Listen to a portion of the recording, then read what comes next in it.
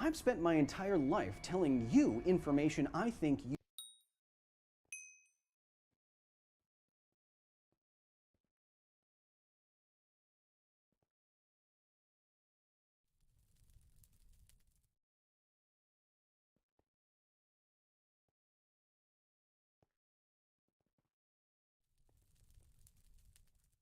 should know, from how radioactive lava was created at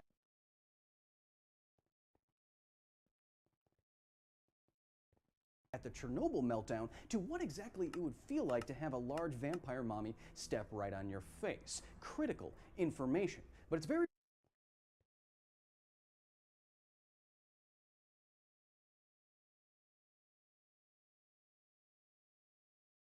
how radioactive lava was created at the Chernobyl meltdown to what exactly it would feel like to have a large vampire mommy step right on your face. Critical information. But it's very rarely that I or anyone else in this business asks what you shouldn't know, what I should not tell you. For example, I probably shouldn't tell you that you can make a nuclear bomb go instantly critical if you just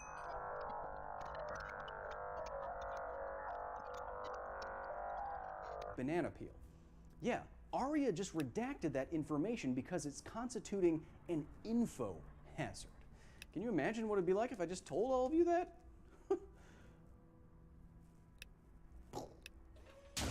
Now entering the facility. You live in an age where you have more access to more information than any human has ever had in history. Today, a 10-year-old could quickly hop on the internet and learn more about the natural world than even someone like Plato or Aristotle knew. And then the 10-year-old would probably tell you that you also suck at Fortnite. We have an idea that this is a good thing. Not Fortnite, ugh, but knowledge in general, and that knowledge is always better, more of it. But is this always the case? This is the question raised by so-called info hazards, first described in the literature by Dr. Nick Bostrom, the very same philosopher who came up with the now world-famous simulation theory that people like Elon Musk won't shut up about. Dr. Bostrom defines info hazards thusly: the dissemination or potential dissemination of true information that can cause harm or enable an agent to cause harm. You're already actively on the lookout for some kinds of info hazards, even though they feel somewhat esoteric. For example, if I was to start talking about Game of Thrones and then say, you know, Game of Thrones is that show that you would probably want a spoiler warning first, because spoilers are true information that causes some psychological harm to you, and they are therefore info hazards. Other info hazards, however, are much more subtle and better written. Yeah, I'm still taking shots. Who cares? It was years ago. In 2003, the popular children's film Finding Nemo grossed almost $1 billion at the box office. Shortly thereafter, the sale of actual clownfish to private and public aquariums spiked by over 40%. The movie, therefore, constituted what's called an attention hazard for the species. Worldwide attention was brought on the already known fact that clownfish are pretty adorable, and so depopulation and overfishing resulted. A similar attention hazard is the so-called Streisand effect. In the very same year, 2003, mega singer superstar Barbra Streisand tried to remove this photo of her home from the internet. Instead of being seen by just 2 of her lawyers, the internet had its attention called down upon the photo, and it was viewed by 420,000 people, and now you in the very first month. But it's not just the content of the information that matters to an info hazard. It's also the presentation. Ugh, what are we, a YouTube trending page right now? It's gross UI. Why do we dislike so-called clickbait? Well, it misleads us with promises of information that is never fulfilled, and at the very least, it wastes our time and makes information seem more important than it otherwise is. Clickbait therefore represents a distraction and/or temptation hazard. It hijacks our brain's desire to know certain things like secrets and gossip and what the current gun in Fortnite is. Who cares? Distraction info hazards harm us in that our finite attentional resources could arguably be better used elsewhere.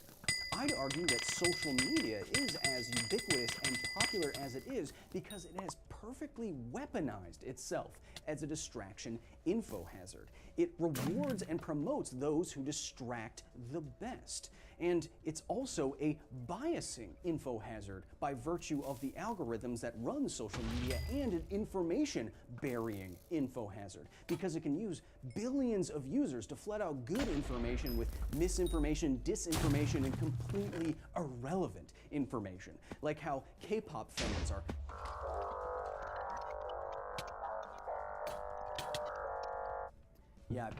I probably shouldn't have said that publicly. They are, though. It is weird how they are. Potential info hazards come in all sizes and shapes, much like Kylie Jenner on Instagram. For example, take the knowing too much info hazard. Now, I don't know how it was for you when you were in school, but it wasn't the coolest thing in the world to get straight A's and take homework and studying super seriously. Nerds, geeks, dweebs, freakazoids, they get bullied partly because they in fact know too much. It's an info hazard. And now that I'm older, think of me and all the knowledge I've accumulated here at the facility. This makes me a potential target. You think people don't want to come in here and learn how to make a crocodile speak English? Of course they do. That's awesome. But they can't get in here, so I'm not worried. We have lasers. So many lasers. Another related info hazard is all of society agreeing upon what is good information. For example, our justice system depends almost wholly on the fact that we consider people personally responsible for their actions. But if I was to suddenly disseminate to the world the rather robust neurophysiological evidence that free will does not in fact exist, this could be a grand unveiling hazard for a great many people and institutions. Would people go crazy? How would society handle all this? Would people start turning to crime? Again, I don't care, you can't get in here. Because of the lasers. Because of the lasers. Now, we could go through a number of more fun examples of info hazards. Dr. Bostrom developed an entire topology of info hazards in his paper, but unfortunately, it's time to get a lot more serious than Kylie Jenner's Instagram or talking crocodiles. Because in the age of the internet and in rapidly developing technologies, we need to exercise our imaginations and think of info hazards that are so much worse than this. Info hazards like how you can just make a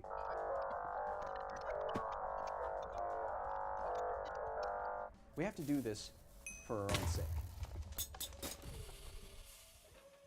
I want you to imagine what would easily be a worst-case scenario info hazard, a data hazard.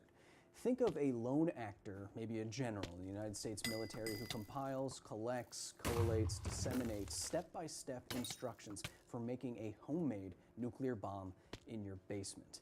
Imagine this information being uploaded to the dark web and going viral. As we've gone through a number of times on this program, there's good data to believe that even a single detonation, one person in a United States city, would plunge the globe into another recession, force tens of millions of people into poverty, and vaporize tens of thousands of people, if not hundreds of thousands, instantly. Think of the infrastructure, the surveillance that you'd want in place digitally to prevent this kind of information from getting out. Think of the freedoms that we would have to give up. Just prevent some lone lunatic from causing nuclear Armageddon, for increasing dramatically our risk of existential extermination. But Kyle, I hear you saying, who would do such a thing? Who would release such information-ending information online? Well, you say that. In 1918, a strain of influenza dubbed the Spanish flu infected about a third of the human population on planet Earth. It killed an estimated 40 million people and was the worst pandemic in human history. Fast forward to less than 100 years later, in 1997, some of the very smartest scientists in the world were able to reconstruct a strain of the Spanish flu from preserved human lung tissue. And then they published this paper, which is freely available online, and I was able to find it within about 30 seconds. This is the complete genome for that strain of 1918 flu and the instructions for how they made it. One of the deadliest events in human history, contained in data, right there, free for you, right now. Thankfully, there's still only a few people on the planet that can do anything with information like this, but that won't always be the case. A data hazard like this will likely be enabled soon if we don't do anything because of the unstoppable march of technological progress. Just a few years ago, a supercomputer looked like that. It was the size of an entire building. You would need a forklift to lift just a few megabytes, literally. Now fast forward less than 3 human generations and a supercomputer looks like this. It fits in my pocket, it's vastly more powerful, and it can enable me to buy Doge in just minutes. Incredible. The exponential increase of computer technology has been amazing across all variables that matter. Now I mention the speed of technological progress here to mention this. Biotechnology is now on a similar rocket-powered pace. In less than 100 years, medicine has already doubled the human life expectancy. In 2003, the Human Genome Project finished. In a little over 10 years, for $3 billion, they read out the entire human DNA blueprint. Now, I can do that same thing in a couple days for $300 after spitting into a tube and mailing it to somebody. This is a 10 million-fold decrease in price and difficulty. It's probably inevitable that biotechnology will progress to the point where it goes from the best labs in the world to, like reading DNA, your desk for a couple days and a couple $100. Think of the data info hazard this represents when the information to make the deadliest plague in human history is already released and freely available online. This would be so much worse than releasing step-by-step instructions for a nuclear bomb online. Would humanity, once technology progresses to that point, survive something like a synthetic pandemic that some lunatic can create at their desk at home? Humanity barely survives natural pandemics. And more of those are coming too. Humans have a truth bias. We have an idea that we should ask and answer as much as we possibly can, release it to everyone. More knowledge is always better. But I wanted to jolt you out of this bias a little bit today because I believe that today, now more than ever, info hazards do represent a unique existential threat. Yes, most of the time, because we can convey and communicate to more people than at any other time in human history, most of the time it will be harmless. It will be cat gifs and looking at Kylie Jenner on Instagram, even though she... Why can't I... Anyway, most of the time it will be harmless, but we've been lucky up until now. It seems like it's inevitable that there will be some development or discovery or ideology that will challenge our notion that more knowledge is better. I'll leave you with one example. The last person to die to the population obliterating disease known as smallpox was Janet Parker in 1978. She died after smallpox was eradicated from the face of the earth. How? Well, she was a medical photographer working in a university hospital. Below her were a team of scientists that had grown, synthesized, and were studying a strain of smallpox. Somehow, it got out. And you may not have noticed, but with me the whole time, staring you right in the face, is the complete genome for that strain of smallpox. Freely available online. Is more information always better? Until next time. Now exiting the facility. Thank you so much to the very nerdy staff at the facility for their direct and substantial support in the creation of this here video. Today especially, I want to recognize research assistant the Signal Hill Gang, yay, and visiting scholar Natalie Skipworth. If you want to join the facility, if you want to join the over 1,500 patrons who have draped on a silky white lab coat, get episodes early, get behind the scenes photos, get private members only live streams with me, not like that. You can go to patreon.com/Kyle Hill and join the facility today. And hey, if you support us just enough, you get your name on Aria here each and every week. And as you can see, there's hundreds and hundreds of you, so I have no idea how I'm gonna pass the, I know I got a little dark at the end of this episode with info hazards, but it's a episode about hazards, so some of them have to be quite serious. And I bring all this up because I believe it is now objectively true that at least in the US, we have failed the COVID-19 dress rehearsal pandemic. There is no evolutionary reason why the next pandemic, which is coming, will be more deadly and more infectious. So if we don't deal with these questions now and we don't learn from our mistakes, when something like a real info hazard like we've been talking about comes along, it's going to be so much worse. But again, I'll be in here. You'll be out there. You need to worry about it.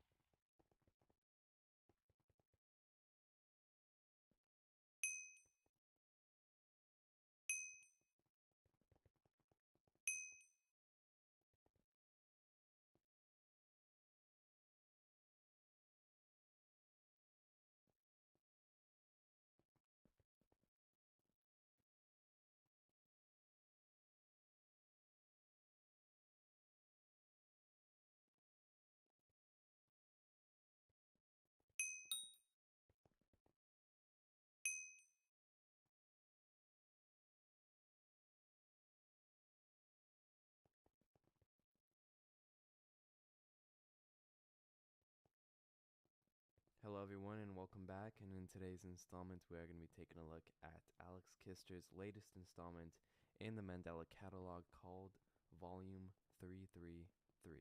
I know, very exciting stuff. I am honestly very excited, obviously. But yeah, huge elephant in the room, my hair is significantly shorter than last videos. I went for a simple trim and they just didn't give me that, so I have to deal with it, so you guys are going to have to deal with this short hair as well. Sorry for getting wrecked in the hair salon. Volume 333 released on June 3rd, 2022, which was shortly followed by a video titled Every Day Gets Brighter, which we will also be covering in this video. And if you're not caught up on the Mandela catalog lore or simply need a refresher, I have 3 videos covering the entire Mandela catalog lore up until this point, which will also be linked in the description below if you guys want to check those out. But yeah, my name is Wowman. If it's your first time here, welcome, and I hope you stay. And if you're coming back, welcome back. You're awesome even more. But yeah, sit back, relax, and enjoy Volume 333.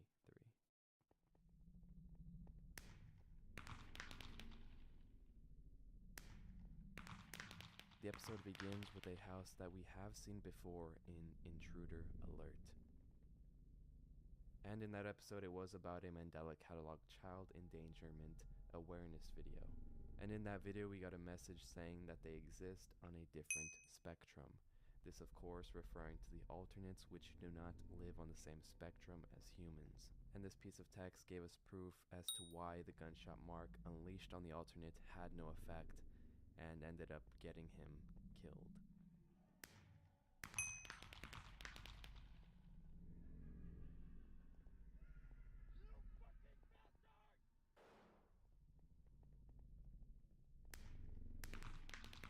We also learned from that tape that 3,426 children had gone missing in 4 counties: Python, Perksha, Yonder, and Mandela County.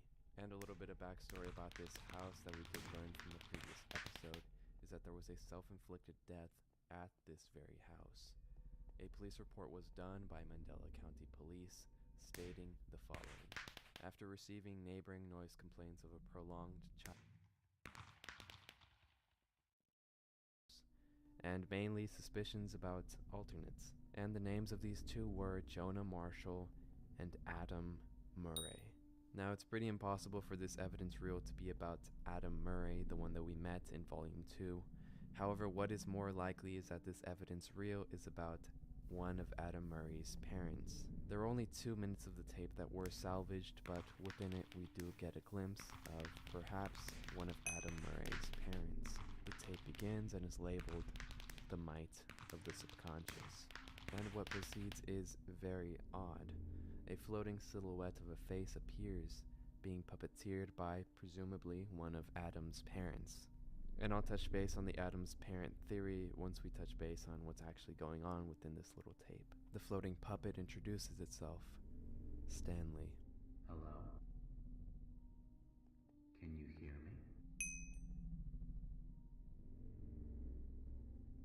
Oh, hello.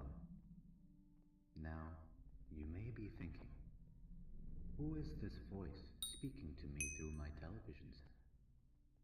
Well, let me introduce myself. My name is Stanley. The puppet goes on about friendship and what is required of a real friend. Stanley says that they can make friends out of thin air and begins to show the viewer how. I can make friends appear out of thin air. What was that? You want to know how? Well, I can tell you, but you have to promise me that I am one of your friends first. After taking the viewer through the process of creating a friend, Stanley says it's time to meet your new friend. Can you keep an even bigger secret? I think it worked. Your new friend is somewhere in your house. Now it's up to you to go and find them. So this part of the episode is pretty hard to interpret as there isn't a lot to go off of. Although I can say that Stanley is not an entity of its own, but rather a portrayal of what's going on in Mandela County. An interpretation of the intruder by someone who has never seen it. Because if you do see it,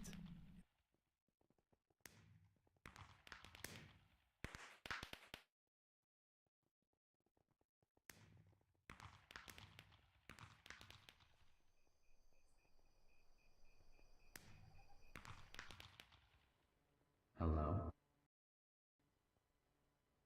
Can you hear me? Oh, hello.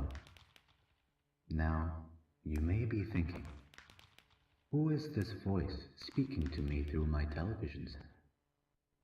Well, let me introduce myself. My name is Stanley. It is very nice to meet you. Consider me a friend, because I might consider you one too. I like having friends. How many friends do you have? That's great. Would you like to know a secret of mine? I can make friends appear out of thin air. What was that? You want to know how?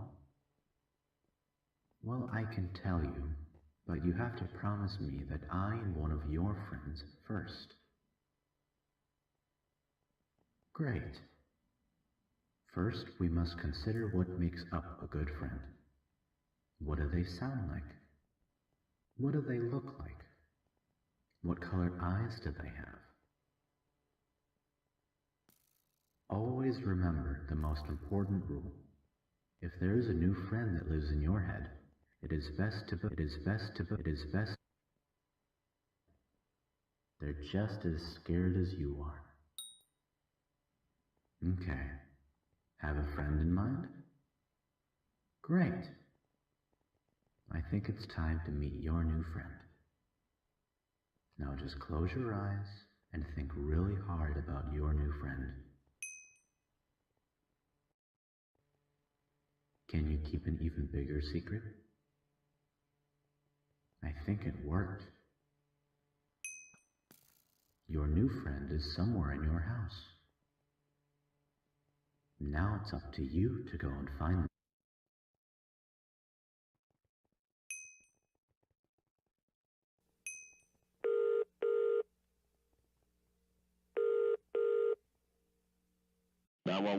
What's the emergency? Please,